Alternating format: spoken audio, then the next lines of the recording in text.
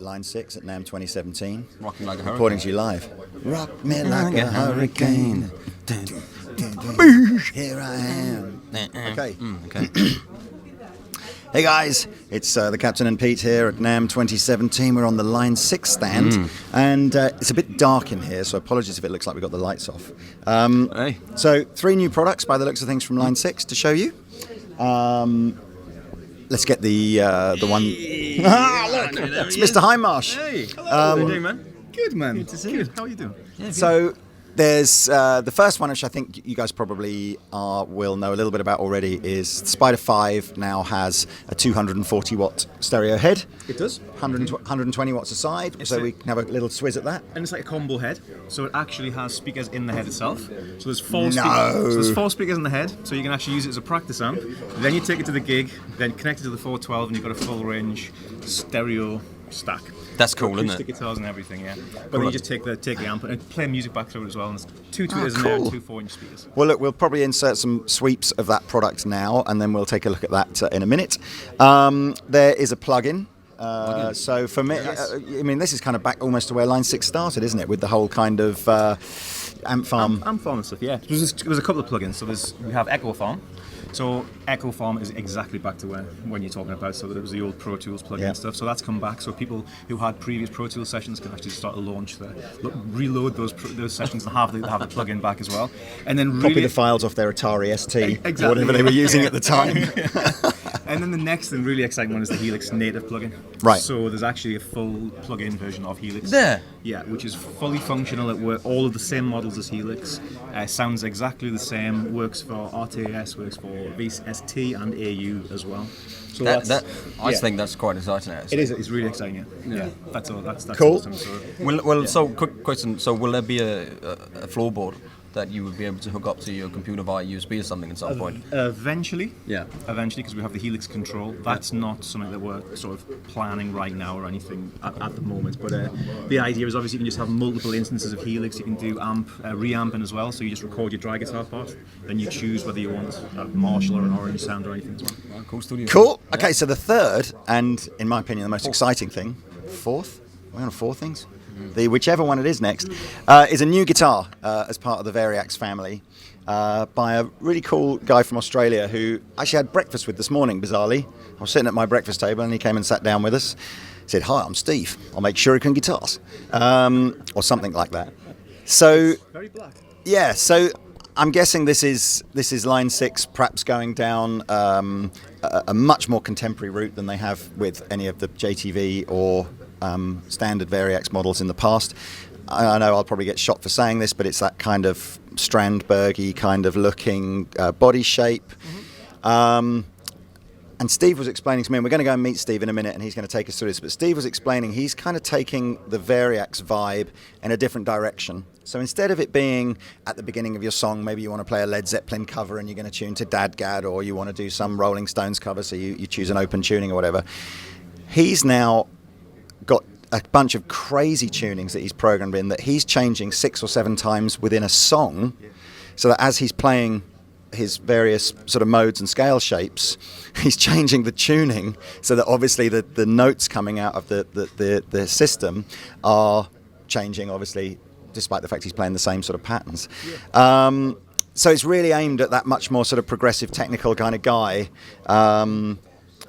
In terms of the actual Variax technology, though, it's the same. The Variax technology is exactly the same, yeah. It's a baritone guitar as well. That's very well worth pointing out, because obviously for the type of music they do, they want it to be a very much a rock guitar.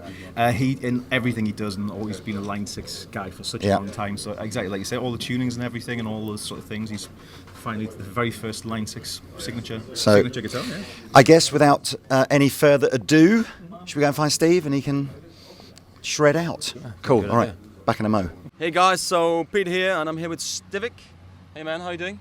Dangerously well. Dangerously well, that's what we like to hear. So we just come into the demo room here, and you're gonna just tell us a little bit about this new Shuriken guitar. Yes. So this is a guitar that I designed and collaborated with the Yamaha guitar development team and Line 6. So it's got the Variax technology. Did a few things that I wanted to do with the instrument. Changed out the bridge, 27-inch scale neck for the super low punched by a whale kind of sounds that I use in my band 12 Foot Ninja. Yeah. So and the design is inspired by, all the elements of guitars that I like, with a bit of Christopher Nolan Batman thrown in there as well. I was going to say that. Yeah, that's a little bit Batman. I'm fairly certain that if Batman played guitar, he would play this guitar. I concur. So it's like a baritone. Is that right? Yeah, like a baritone scale, but Yeah. I keep the tuning standard with drop D. Okay. So if ever I want to play in the top string E, I actually tune up with the digital side of things. And how does that work then? Because you've got all these different tunings down here. Yep. And how does that work? So it's some sort of Jedi Knight technology that I actually don't know how they do it, but it's something to do with the vibration of the string. There's horizontal and vertical vibration. It's picked up by the piezo saddle. There's one for each string, and then it goes through this flux capacitor, and then out comes the sound. But it's not MIDI, and it tracks harmonics and all that sort of stuff depending on the tuning. If your strings are crappy and out of tune, it sounds like a guitar with crappy and out of tune strings. So like a guitar, really. It's a guitar that I've got 60 guitars that I can save into it, and I can tune any string an octave below or above standard, individually different tunings, and I can change the volume of strings, and I can turn strings on and off. It's completely nuts. So this is without actually using the tuner packs on the. It It has to be in tune. Yeah. Yeah. But then it all happens All happens here. inside here. Yeah, so the idea is that you maintain the tension of a regular guitar. Yeah.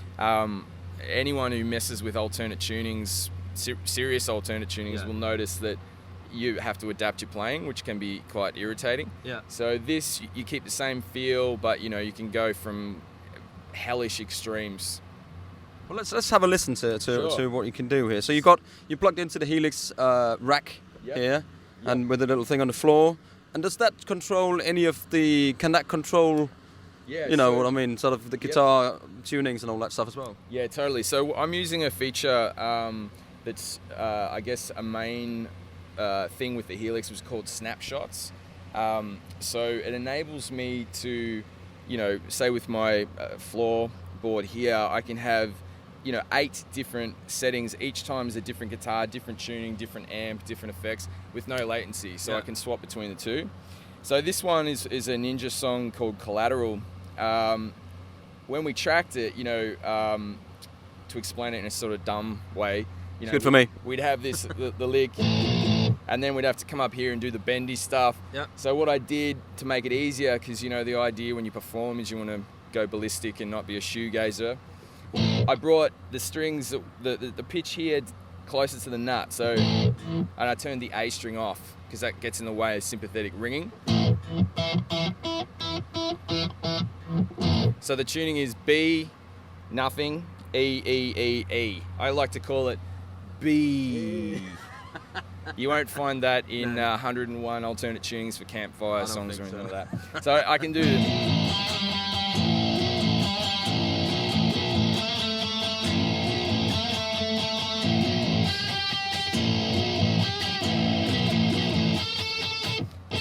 So usually that kind of pitch would be right up here. Yeah. And to do that, you start to look like a bit of a... can I say that? You can say that's fine, yeah. And then, I can go down, when you want the dump trucks from hell at the end of the song, I can take it down an octave. So this is D, an octave lower, and I've tuned it the opposite. So it's, I don't even know actually. It's some weird tune.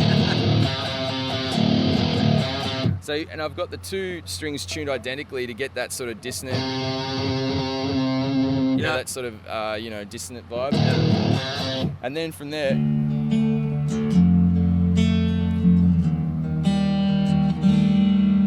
like a very nice acoustic sound. So you can lull people into a false sense of security and then smash them. That's the face. Yeah. Right in the face with the chair. Right in the face. You know what, man? That's incredible. It's such a great tool for that. It always blows me away with these things because I'm very sort of old school and I like tube amp and just to strap straight into it and this sort of scratched up, in normal tuning or drop a half note down or whatever. This blows my mind, man. I think the whole vibe of this instrument, it's not going to appeal to everyone. I mean, I think it's it's about the tools. Yeah. And you just can't do this with conventional gear. No. So if you want to create songs, like I love a band, Mr. Bungle. You know, I love really drastic changes. I mean, we can make the guitar, we can bend it to our will. You know, so if there's a riff that, you know, is like, what if that was tuned there just in this bit, that would be easier. You can do that and then change it 8 times or more in the song. Yeah. So it's made life easier for me. Well, it's like an inspirational tool when you work with it and you kind of set it up, and then all of a sudden you find something new, and that inspires you to write new songs or to play in a different way. I get it. It's really cool, man. Actually, so I'll show you one more thing. This is cool. This is Monsoon. I bought a tumbi, which is like a little pumpkin with a bit of dowel and a peg and one string. Is that an Australian thing? It's Indian. It's an Indian thing? I bought it off this guy called the Guru in a shed near Calder Park. So to play this, I turned off 5 strings and I just have one. It's a banjo and it's tuned up. So I don't know if you can hear the acoustic, but when through a PA, all you can hear is the 1. So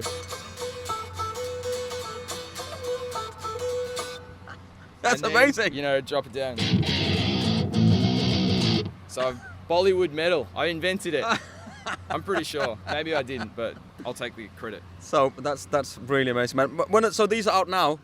Not out now. Not out now. But there's I think there's about 10 or something out there. Okay. And I believe I think it's March or something. Maybe they're hit. Okay, we'll put that. You know, we'll put it in the description below. Yeah. When it's going to come out and links and everything, so you can see. Man, thank you very much for seeing us. Thank you very much. It's a really cool thing. Anyway, thanks for watching. We'll see you next time.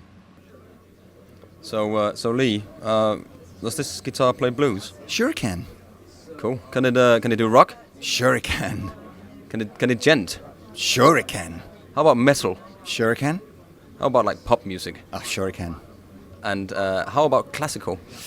Sure it can. Can you play like folk music on this? Sure it can. So, and how about, does it like emulate an acoustic guitar?